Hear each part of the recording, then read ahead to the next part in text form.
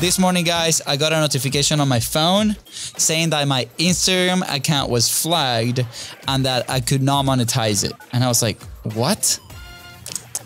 And I was like, well, first of all, can I monetize my Instagram account? Build your list, right? Build an asset that you can control. And unfortunately, you cannot control 100% social media. What are other ways that maybe we can steer or even own our own traffic, right? Where you can still building real relationships through email. And by the way, email is not dead for those thinking that email is dead. I don't have a software that sends emails to all these people. You don't need it. Like in the most basic element, people are signing up for something, right? They're willingly give you their contact information. That can literally be an Excel sheet. Hey guys, welcome back to Content is Profit. We are back in studio. What's up, acquisition.com? Solo episode. Solo episode. I'm manifesting Alex Hormozi investing into our company. Let's go. Well, we had somebody walk in Friday and they're like, can I invest in your company? Not quite like that. Not how it went. But yeah, he was like, well, maybe I'll invest in your company. There you go. That's even better. He liked what he saw. Just saying, like, for those that are not familiar, you know, we have a physical studio here where we are, and we like the wow effects. And when they walk into their studio, when they were going to record, they're like, wow, we like that. They did say wow. They say that. So yeah. Anyways, it was a little bit, a little enhancement we did. But enough of that. This morning, guys, I got a notification on my phone saying that my Instagram account was flagged and that I could not monetize it. And I was like, what? And I was like, well, first of all, can I monetize my Instagram account? Second of all, I was like, wait, what did I post that that caused this flag, right? And I went back and, you know, as you might know, Venezuela might not be in the best political situation right now. So we've been, you know, sharing a little bit of the information of things that are happening there, which surprisingly enough, that was not the flag. And I was like, wow, that's really interesting. And it was last night, I was just going through my feed and I found a video that I found hilarious. I found a video of these reports of allegedly AI altered pictures for Kamala Harris. And again, not siding with any political thing in the topic of content is profit, but we just want to bring this because it's obviously hot and spicy for a lot of people that want to put their thoughts on social media, right? Want to express themselves, whether you're on one side or the other. And I was just resharing in my story this video because I thought it was a good analysis of that specific picture that showed a crowd, but then on the airplane, there was no crowd on the reflection of the airplane, right? And I was like, well, this is pretty interesting. And I just thought it was funny and I shared it as a funny thing. Yep. And then hence I get a notification and you can see the pictures here of my account has been fact checked by independent fact checkers. And I was like, wow, what a great way for Meta to clean their hands and say that it's not them that are banning your account and maybe save a lot of money. That's immediately the first thought that came. It's probably a process, somebody that reported you or whatever, and then, yeah. Yeah, which by the way, we found, I'm going to link it right below to the article that says, you know, that whatever, that fact checked that. But again, if you read books like Trust Me, I'm Lying, you can find that probably everything on the internet can be fake. So we don't know what to trust. But anyways, apart from that. What do we trust? Are you even real? Who do we trust? Yeah. Are we real? Is this AI generated, this whole episode? But it's not, by the way. This accent cannot be faked. Yep. Let me tell you that. But I guess, you know, I started thinking like, okay, how does this affect, you know, business people or, you know, the audience that listens to Content is Profit? And a lot of the people that come to either the studio or have conversations with us, they're always like when they start to create content, there's always a level of being careful with the message and the things that they say, right? And we've seen on social that a lot of the polarizing messages, right, might grab a little bit more traction, right? Polarizing topics might grab a little bit more traction, also depending on like what platform you're in, you know, what point of view you're sharing, right? For example, what just happened in Venezuela, a lot of, you know, wrongdoing is happening in the country. A lot of people are sharing that, and the entire country banned X, right? Because, Maduro, the dictator, almost like blocked Elon Musk, and Elon Musk being the owner of X, he unlocked himself and continued to talk on Maduro's account or whatever. And anyways, the country completely banned this platform, right? So these can happen anytime, and it can happen to every business. And, unfortunately, if something like this happened and you depend on social media content organically or whatever it is, it might be, the difference between staying on business or going out of business, right? So immediately we started thinking, okay, well, this clearly was a very little episode, but there's a big lesson, right? And you summarize it in like a sentence, right? When we started discussing this episode, don't build your home on rented land.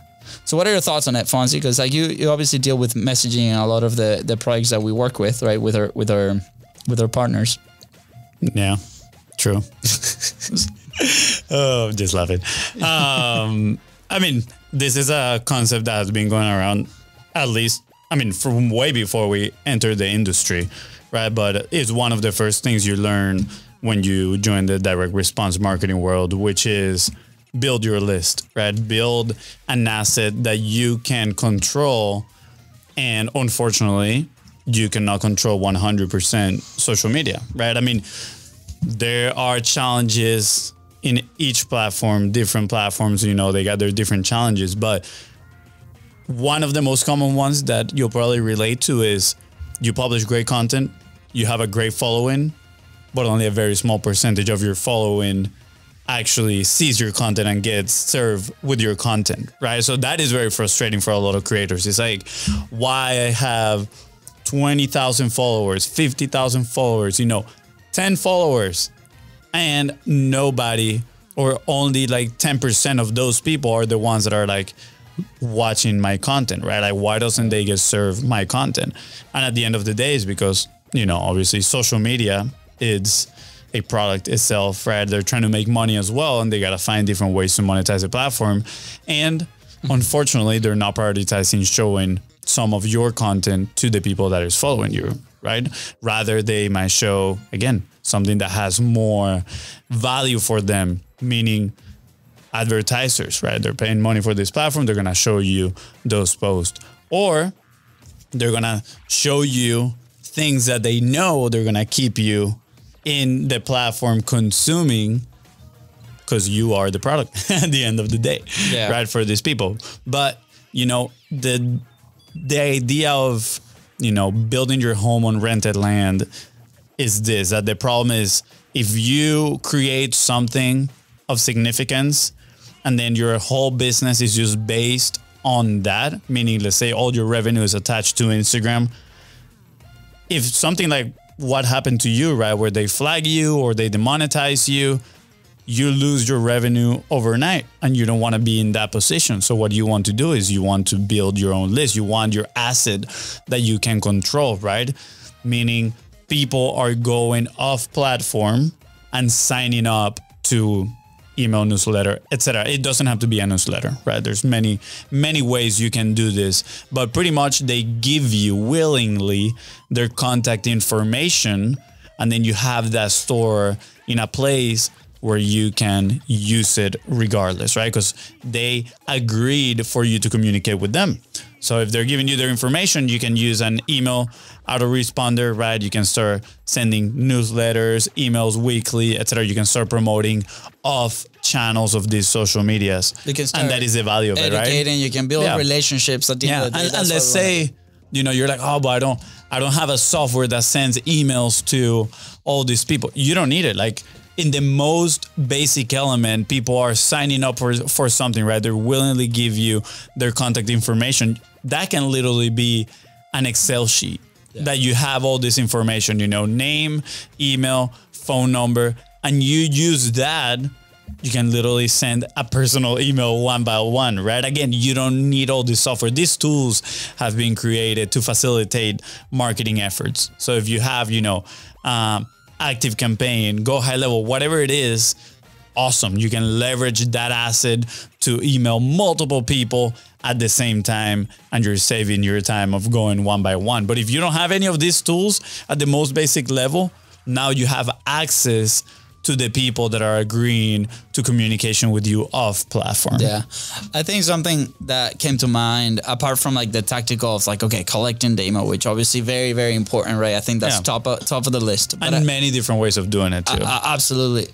You know, most people, because they might not have the technical ability to go and maybe sign up for these platforms or learn a little bit, or maybe they don't have the resources to go hire somebody to do it for them, right? They take advantage of these platforms like Instagram, Patreon, like TikTok, that you can actually monetize inside of the platform. But that's where the journey of monetization ends for a lot of people. So we want to encourage you, okay, what are other ways that maybe we can steer or even own our own traffic, right? Where you can still building real relationships through email. And by the way, email is not dead for those thinking that email is dead. It's like, I think, number one on selling online, right? And the people that join that means that they're closer to you, that they want to hear more about you, that they want to find out more of what you offer, of your message, right? So I think that's a very positive thing. And I think it's also a really good indicator to, like, if you have it out there and you promote it every single time and people are not signing up, that's a really good indicator to see, okay, well, maybe what I'm saying or the thing that I'm delivering might not be valuable for that person, right? And then we can adapt and we can shift. Now, the other thing that I wanna share is, like, we want to motivate people to be passionate, obviously, of their message without harming anybody. And of course, there are guidelines, and of course, there's certain levels of things that you can and you cannot share online. But when you start seeing excessive flagging or excessive, stoppage at your message, and you never know what these algorithms might pick here and there. For example, if we decide to put a political thumbnail for this episode, right? Or we frame it in a way where we want to, I'm doing quotations here, we might want to attract attention by talking about that topic that is relevant today.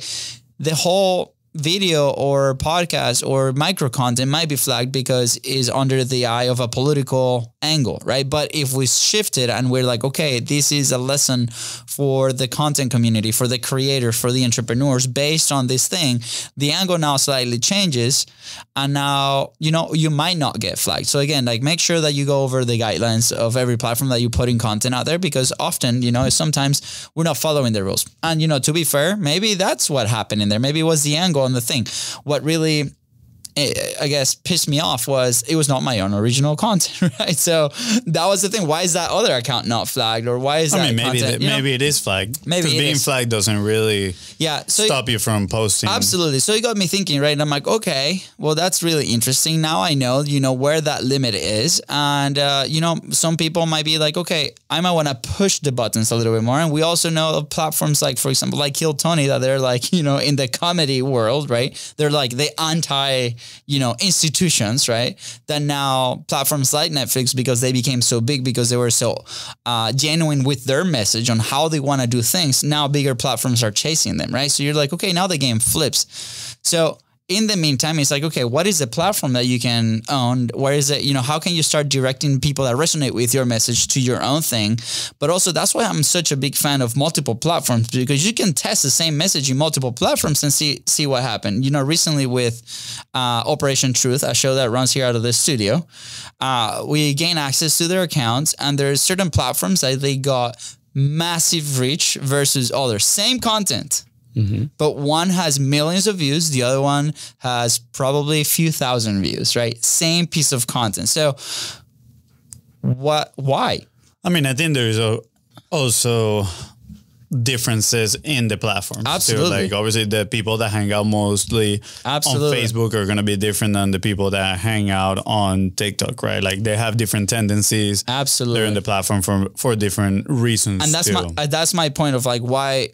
Me personally, I'm a big fan of, okay, if we have the time and capacity and maybe the team to test different platforms to see, where your safety net is, because you can be like, you can see where it goes, versus if you put like 100% of their resources, right? And you might say one thing that the platform doesn't like, then it's game over for you and we have to restart again, for example, right? Mm-hmm. And most people won't recover for that, because it takes a lot of effort refining your message. It takes a lot of effort to put it out there, as we all know. So again, can we figure out a system, right, where you can do that? And I think, to each, obviously, everybody's going to have their own case studies and how they do things, but we highly recommend that. The other thing, go ahead, sorry. No. I was just saying, yeah. Yeah. Awesome. Yeah, buddy.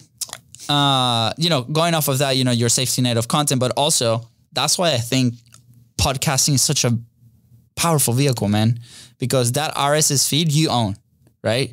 And it's almost like so prehistoric the way that the audio podcast works, that is beautiful because it's very unfiltered, right? And you actually can move that RSS feed you own, that you can move it to different platforms. The platforms don't, I think today with like modern podcasting, like if you start a podcast, let's say instead of Spotify, it might be something like that. Yeah. But that original RSS feed you own. So the combination between that and your email and the people that listen to podcasts, which by the way, if they pay attention, is because they're actually enjoying your message, is a killer combination to be able to start building trust with the people that might resonate with your message. Yeah. I think the new strategy for people should be to, when they publish content, tell people to drop in their address and then send them a mail-in subscription service where they're like, they actually sign up in there and they put their name and number and everything. And they're like, Luis Camejo, agree to get messages from the other Luis Camejo, right? And messages can be sent to phone number, email, and the address. And then you have you collect like a physical ballot, right? And you have it in your house in a divider. You have your one of those big filers, and you put it on there, and you save it for life. I think that should be the way to do it. That should be the way, yeah. Bulletproof. I can't tell you for real. Not fireproof, but maybe bulletproof. Yeah. Yeah. Keyword warrior proof. Yeah. Being flagged proof, all that stuff. Being flagged proof. That's hilarious. But, obviously, navigating today's, marketing environment. And if you're a small business, right, maybe most of your revenue comes from interactions like this, right? There's a lot of people that are building the businesses in the back of social media, right? And no wonder a lot of people are so scared to, maybe voice their opinions outside of the business, right? If that's what you feel. And sometimes, that's necessary to be able to maybe, do right in the world. And we never know. So anyways, I think food for thought, this episode, short and sweet. We want you to consider, right? If you don't have an email list, how can you start collecting those emails, right? If you are in just one platform, how can you start building a system that allows you to test messages in different platforms? If you have any questions around this, obviously, we're here to help and assist. So you can send us a message in social media at BizRosCo. You can also send us an email. You can do LUISDA, LUISDA at bizros.co. I'm happy to answer any questions you might have. No, we're just gonna start getting cold pitched on our emails. That's fine. My answer is always the same. If you want to, be a guest on the show, or if you want us to come to your show, go to Pod's. Well, I was saying cold pitch that people are trying to sell us stuff. Well, that too. But, mostly we get pitches to people be on the show, which we're referral based. And, I'm sure if you're listening, if you want to be on here, send me an email and we can figure something out. But I will encourage people to go to podmatch.com and go sign up there. It's only $5 and you can connect with incredible creators. Oh, yeah. And shout out to Alex, the founder. Amazing. Anyways, anything else, Fonzi, before we head out for this episode? No. Thank you for allowing me to rant a little bit. And I think more rant the lesson, right? Because at the end of the day, it's like, okay, my Instagram account is very personal. There's a lesson on everything. Yeah, there's a lesson on everything. And so how can we start thinking of ways that, you can move the people that are paying attention to you on social into your own ecosystem and start communicating with them there? Cool. They're cool with you? Are awesome. you cool? Yeah. Are you cool? Yeah. I'm cool. Are you chilled out now? Guys, with that said, thank you so much for tuning to the Contents Profit Podcast. Go ahead and follow the show in your favorite podcasting platform and on social media. That's right. And if today's episode helped you move one step closer towards your goal, please don't forget to share this episode and don't forget to leave a 5-star review. See ya. Bye, guys.